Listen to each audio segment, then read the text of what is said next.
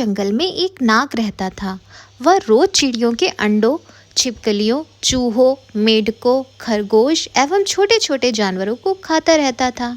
इस प्रकार छोटे छोटे जीवों को खाकर दिन भर सुस्त पड़ा रहता था।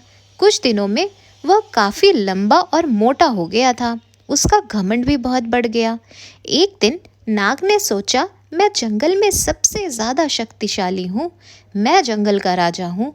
अब मुझे अपनी प्रतिष्ठा और आकार के अनुकूल किसी बड़े स्थान पर रहना चाहिए।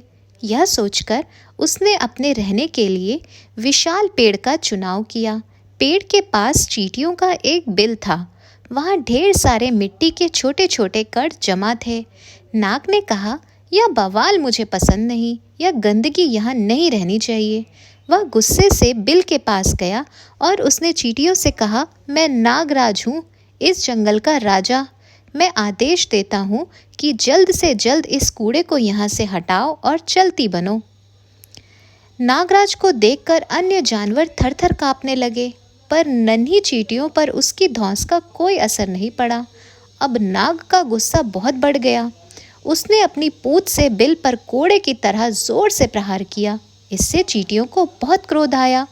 क्षण भर में 1000 चींटियां बिल से निकलकर बाहर आ गईं। वे नाग के शरीर पर चढ़कर उसे काटने लगी। नागराज को लगा जैसे उसके शरीर में एक साथ हजारों कांटे चुभ रहे हों। वह असहाय वेदना से विहल हो उठा। असंख्य चींटियों से वह घिर गया था।